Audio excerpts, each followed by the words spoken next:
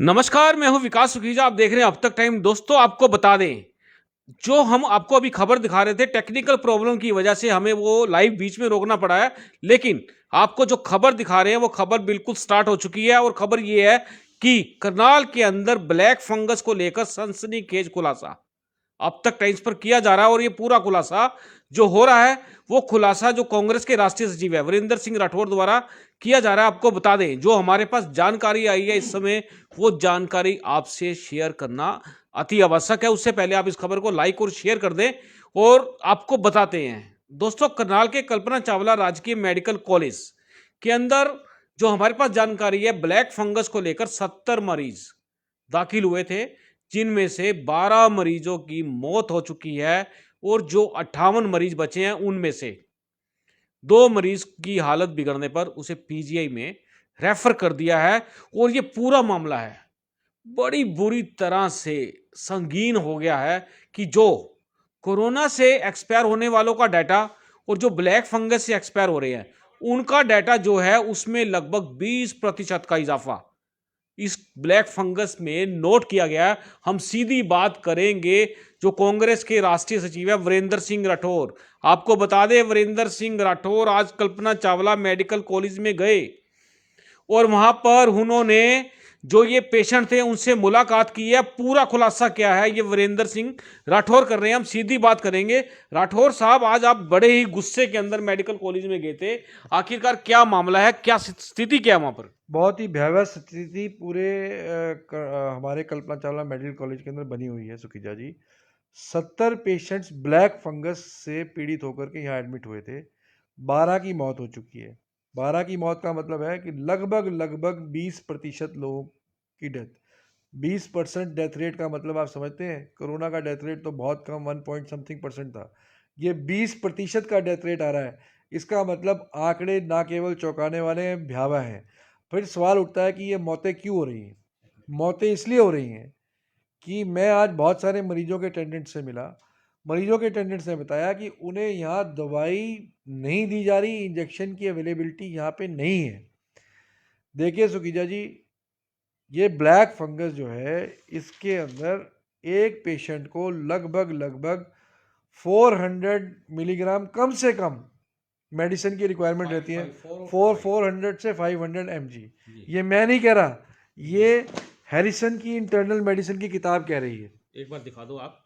ये हैरिसन की दोस्तों, इंटरनल ये जो बुक्स दिखा रहे हैं राठौर साहब, आप देख लो। ये बुक ही ऐसी है जिसको डॉक्टर्स पढ़कर लोगों का इलाज करते ये हैं। जी हैरिसन जी। इंटरनल मेडिसिन की किताब है। ये मैं इसलिए दिखा रहा हूँ ताकि ये अनपढ़ सरकार कुछ सीख ले ले। और मुझे मजबूरीवश ये किताब दिखानी पड़ रही है। हालांकि मैं मेडिकल एक्सपर्ट नहीं हूँ, मैं लॉ का, मेरी बैकग्राउंड लॉ की है, परंतु लॉ के अंदर भी हम मेडिकल जूरिस्प्रूडेंस पढ़ते हैं, तो हमें स्वयं सारे चीज़ों का ध्यान खुद अपने आप करना पड़ता है। तो ये मैं किताब इसलिए पढ़ा रहा हूँ इनको, सरकार को, कि वो चौंक जाए, नहीं तो 70 के 70 पेशेंट्स का जीवन खतरे में है। एज पर दुनिया भर के डॉक्टर्स की राय और उनको जो इंस्ट्रक्शंस इस किताब के माध्यम से मिलती हैं, 15 से 20 mg पर केजी, मतलब अगर किसी व्यक्ति का वजन 60 केजी है तो उसको 15 से 20 mg पर केजी के हिसाब से मल्टीप्लाई कर लें तो 500 से 600 mg एक पेशेंट को दवाई एक दिन के अंदर मिलनी बहुत ज़रूरी है। लगभग लगभग 50 mg का एक टीका है, तो एक पेशेंट को लगभग 6 से 7 टीके मिनिमम एक दिन के अंदर डोजेज पूरी चाहिए, जो कि लगातार 14 दिन तक, आप समझ रहे हैं, 14 दिन तक लगातार 6-6 इंजेक्शंस की रिक्वायरमेंट एक पेशेंट की पर डे है। तब जाकर के ब्लैक फंगस से लड़ने का मुकाबला कोई भी व्यक्ति, उसका शरीर कर सकता है। परंतु दुर्भाग्यवश आज कई पेशेंट्स के कहने पे जब मैं हालात देखने गया तो वहाँ बड़े भयावह स्थिति है। स्थिति इसलिए है कि सरकार ने एम्फोटेरिसिन जो दवाई इसके इलाज के लिए चाहिए, एम्फोटेरिसिन, उसका कंट्रोल हरियाणा सरकार ने अपने हाथ में ले लिया। जब अपने हाथ में ले लिया तो ये हरियाणा सरकार की जिम्मेवारी है कि हर मेडिकल कॉलेज में पेशेंट्स की संख्या के हिसाब से ये दवाई वहाँ पहुँचे। तो लगभग लगभग मेडिकल साइंस के हिसाब से और करनाल में पेशेंट्स की संख्या के हिसाब से मैं कह सकता हूं कि 400 minimum injections per day Karnal Kalpana Chawla medical college को रिक्वायरमेंट है। परंतु ये निकम्मी और बेरहम और निर्दयी हरियाणा सरकार केवल मात्र 20 से 25 इंजेक्शन पर डे पहुंचा पा रही है, और पिछले 2 दिन से तो इंजेक्शन कल्पना चावला मेडिकल कॉलेज में आए ही नहीं। राठौर साहब, आप बात कर रहे हैं सरकार पे एकदम से एलिगेशन लगाते हो। आपको बता देते हैं, अभी हाल ही में मुख्यमंत्री हरियाणा का पूरा बयान आया था। उनका स्पष्ट कहना था कि ब्लैक फंगस को लेकर हरियाणा सरकार पूरी तरह से गंभीर है और इसके लाइसेंस भी जारी कर दिए हैं मेडिसिन बनाने वालों को, और जल्दी ही जो ब्लैक फंगस से संबंधित जो भी दवाइयां हैं वो जल्दी सरकार के पास पहुंच रही है, मेडिकल कॉलेज में पहुंच रही है, अस्पतालों में पहुंच रही है, और आप कह रहे हो कि नहीं पहुंच रही है। ये मामला क्या है? सरकार केवल शमशान घाट बनाने में गंभीर है, लोगों को मार रहे हैं और शमशान के अंदर भेज रहे हैं। सिर्फ गंभीरता सरकार के अंदर इसी चीज की है। अगर 400 mg या 500 mg के इंजेक्शंस इन पेशेंट्स को रोज नहीं मिले तो खट्टर साहब बता दें कि इनको बचाएंगे कैसे, अनिल विज साहब बता दें इनको बचाएंगे कैसे, करनाल के डिप्टी कमिश्नर बता दें कि उन्होंने ब्लैक फंगस की दवाई को लेकर के कितनी मीटिंग्स करी। व्हाइट पेपर जारी करे, श्वेत पत्र जारी करे हरियाणा का मुख्यमंत्री कि कल्पना चावला मेडिकल कॉलेज के अंदर कितने इंजेक्शंस इन्होंने भेजे हैं, नहीं तो मैं कल आरटीआई लगवाता हूं और फिर हरियाणा सरकार के मुंह पे एक तमाचा जब लगने का काम होगा तब ये जागेंगे। परंतु आरटीआई का जवाब मिलने में देर हो जाएगी और उससे पहले इन पेशेंट्स के जीवन को बचाना जरूरी है। तो मुख्यमंत्री हरियाणा अनिल विज जी और हरियाणा का करनाल का डिप्टी कमिश्नर मेरी बात को गंभीरता से लेकर के इंजेक्शंस का इंतजाम यहाँ करवाएं, नहीं तो इन पेशेंट्स को मौत के मुंह में जाने से कोई नहीं रोक सकता। सखीजा जी, 70 में से 12 की डेथ हो चुकी है, ये कोई छोटा फिगर नहीं है। कितना फिगर आ रहा है इसका आप देख कोरोना के लीजिए, अकॉर्डिंग देखा जाए तो? कोरोना तो 1.1% डेथ रेट है जी। मैक्सिमम।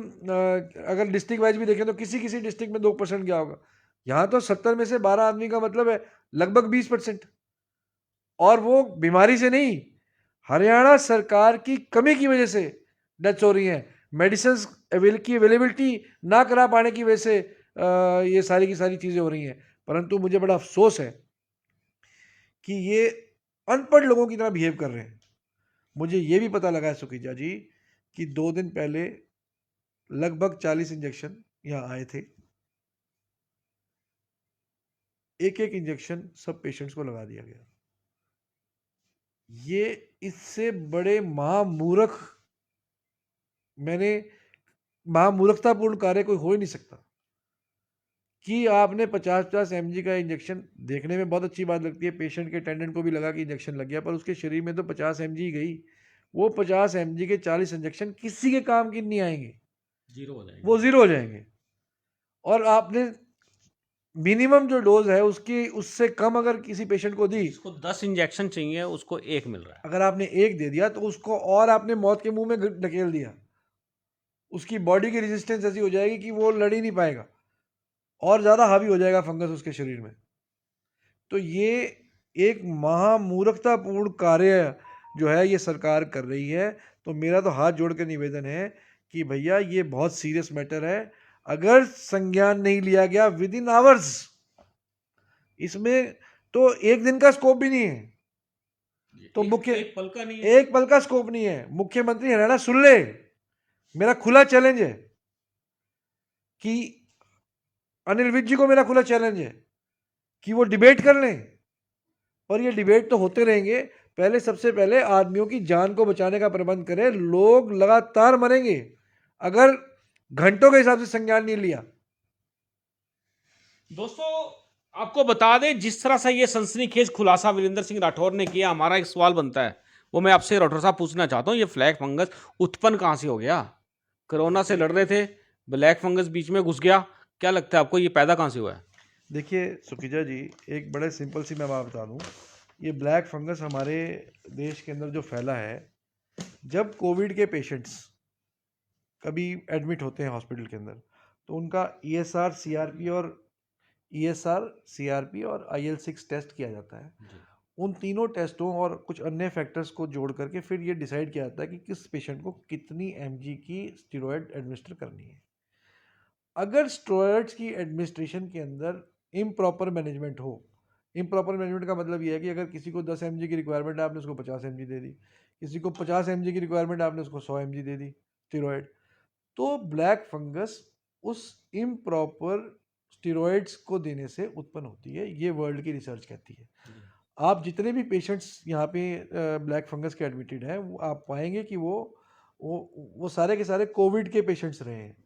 उन्होंने अपने ट्रीटमेंट में उनको स्टेरॉइड्स दी गई हैं।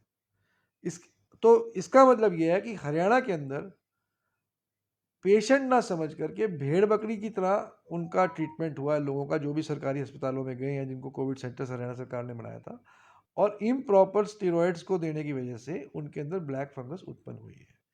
और बड़ा शर्मनाक है, मैंने 4 दिन पहले अनिल विज जी का ट्वीट पढ़ा। उन्होंने कहा कि शुगर की वजह से ब्लैक फंगस शुगर के पेशेंट्स को ज़्यादा हो रही है। जानबूझ करके प्रदेश के लोगों का ध्यान बांटने के लिए ये ट्वीट अनिल विज जी ने किया, ताकि उनके डिपार्टमेंट के ऊपर कोई क्वेश्चन मार्क ना उठा पाए। पर ये सच्चाई है, वर्ल्ड की रिसर्च भी यही कहती है, सारी किताबें भी यही कहती हैं कि इम्प्रॉपर स्टेरॉइड्स के ट्रीटमेंट की वजह से ब्लैक फंगस हुई है। और इन सब केसेस में एक कॉमन है, कॉमन फैक्टर यही है कि ये सारे कोविड के पेशेंट्स रहे हैं, इनको स्टेरॉइड्स दी गई हैं, और अल्टीमेटली क्योंकि स्टेरॉइड्स प्रॉपरली ट्रीटमेंट के हिसाब से नहीं दी जा रही थी, उसकी वजह से रिजल्टेंटली लोग कोरोना से तो ठीक हुए, परंतु ब्लैक फंगस के शिकार हुए। तो राठौर साहब, जो WHO ने गाइडलाइंस जारी की है अभी ट्रीटमेंट्स किस तरह का कैसे देना है, तो ये जो ये डॉक्टर्स लोग हैं जो ये पेशेंट देख रहे हैं उनका ट्रीटमेंट कर रहे हैं, आपको क्या लगता है ये खेल खेल रहे हैं? मैं चैलेंज करता हूँ, आप डायरेक्टर मेडिकल कॉलेज से आप ये लिखित में ले लीजिए कि एक पेशेंट को 50 एमजी से ज़्यादा की रिक्वायरमेंट नहीं है ब्लैक फंगस की इंजेक्शन की। लिख लीजिए लिखित में, लग जाएगा पता WHO क्या कहता है, ICMR क्या कहता है, या वर्ल्ड की मेडिकल साइंस क्या कहती है। मैं सुखीजा जी जो बात कर रहा हूँ वो ठोस, और ये मैं इतना सीरियस इशू है कि कल से रात की नींद उड़ा रखी है हमारी। 70 लोग 56 लोग एडमिटेड है। मैं अभी भी कह रहा हूँ कि कल से अगर सुबह से 400 mg दवाई इनको नहीं मिलनी शुरू हुई, मिनिमम अगले 14 दिन तक इनको बचाना मुश्किल हो जाएगा। तो आप क्या करोगे फिर? नहीं, हम तो सरकार को चेतावनी दे सकते हैं, सरकार को चेता सकते हैं, और लगातार जगाने का प्रयास कर रहे हैं, और यही हम कर सकते हैं। पर अगर सरकार का बिहेवियर ही अनपढ़ लोगों की तरह हो, बेतजुर्बेकार लोगों की तरह हो, सीरियसनेस ना हो, तो मैं तो शुरू दिन से कह रहा हूँ कि चीफ मिनिस्टर सीरियस नहीं है किसी भी इशू को लेकर के। चीफ मिनिस्टर एक पढ़ा पढ़ाया बयान बोल के चले जाते हैं, ग्राउंड के ऊपर उनको जानकारियाँ नहीं है। बीजेपी की मशीनरी गलत जानकारियाँ दे दी है। अगर मेरी बात गलत हो तो जाएं चेक करें, स्टॉक रजिस्टर को चेक करें कि कितना कितना उन्होंने मेडिसिन भेजी है, किस रेशियो के अंदर मेडिसिन ब्लैक फंगस की यहाँ लग रही है पेशेंट्स को। तो राठौर साहब, मेरा सवाल ये है कि आप सरकार की इस मामले को लेकर मदद क्यों नहीं करते? ये जो मेडिसिन है ये आप प्रोवाइड करवा सकती है कांग्रेस? देखिए, कांग्रेस कहाँ से प्रोवाइड कराएगी, ये तो सरकार का नोटिफिकेशन है, सरकार ने नोटिफाई करके सारी मेडिसिन को अपने कंट्रोल में लिया हुआ है। जब सारा कंट्रोल गवर्नमेंट कर रही है, हम तो ये मांग कर रहे हैं कि अगर आपने कंट्रोल में ले लिया तो कम से कम, क्योंकि प्राइवेटली तो अवेलेबल नहीं है मेडिसिन, ये अब सारी सरकार के पास है, तो सरकार के पास दो ही विकल्प है। अगर उनके पास मेडिसिन की कमी है तो उसको बाहर से मंगवाएं, चाइना से मंगाओ और किसी कंट्री से मंगाओ। मैं आपको बता रहा हूँ, सरकार ने जो दवाइयाँ बनाने वाली कंपनी हैं उनको लाइसेंस दे दिए हैं, तुरंत कार्रवाई तेजी से चल रही है। सरकार बेहद गंभीर है। आपको क्या लगता है कि सरकार गंभीर नहीं है? आपने खुद हेलो डॉक्टर प्रोग्राम चला दिया, काफ़ी लोगों की मदद भी कर रहे हो, तो इस मामले के अंदर सुझाव क्या है आपका? क्या किस तरह से मदद कर सकते हो? मेरा सुझाव ये है कि तो अगर मेडिसिन की कमी है तो पड़ोसी देशों से तुरंत दवाई मंगवाई जानी चाहिए, परंतु आप स्पष्ट कहें। एक तरफ आपके बयान आ रहे हैं कि मेडिसिन पर्याप्त मात्रा में है, अगर पर्याप्त मात्रा में आपके पास मेडिसिन है तो वो क्यों नहीं दी जा रही? क्या आप जानबूझ के पेशेंट्स को मारना? जिम्मेदारी किसकी है जो लोग एक्सपायर हो रहे हैं? निश्चित रूप से दवाई की कमी से अब तक तो हेल्थ मिनिस्टर को रिजाइन कर देना चाहिए था, अगर थोड़ी सी भी शर्म बाकी होती। अगर थोड़ी सी भी शर्म बाकी होती तो हेल्थ मिनिस्टर को नैतिकता के आधार पर यह कह करके कि मैं अपनी ड्यूटी को परफॉर्म करने के लिए मैं असफल नहीं रहा, देयरफॉर आई रिजाइन। क्यों वो हेल्थ मिनिस्टर बने हुए हैं? असफल या सफल? हाँ, असफल रहे अपनी ड्यूटी को परफॉर्म करने में, तो then he should have resigned, ये कह करके। तो कम से कम किसी कॉम्पिटेंट आदमी को तो हैंडल करने दो ना, अगर आप नहीं कर सकते हैंडल सिचुएशन को। ये कोई ऐसी बात, ये तो एक ऐसा इशू है जो आदमी की लाइफ से जुड़ा हुआ इशू है। लाइफ बचानी तो डॉक्टर के हाथ में है, पर मेडिसिन को प्रोवाइड कराना तो सरकार की जिम्मेवारी है। अगर आप उस जिम्मेवारी का निर्वाह नहीं कर सकते तो कोई आपको नैतिक अधिकार नहीं है उस सरकार के अंदर बने रहने का। Chief minister should resign and health minister should resign. Rathore साहब, सरकार अपने स्तर पे काम कर रही है, डॉक्टर अपने स्तर पे काम कर रहे हैं, कांग्रेस क्या कर रही है इस मामले को लेकर? कांग्रेस का क्या स्टैंड रहने वाला है? आपको क्या लगता है कांग्रेस इसमें क्या कर सकती है?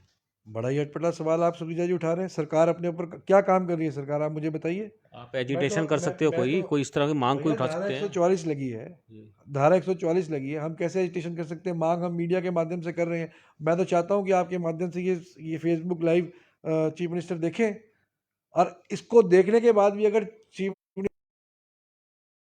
की गंभीरता नहीं समझ में आ रही तो भैया फिर भगवान ही रखवाला है, फिर आप और हम और कांग्रेस क्या कर सकती है?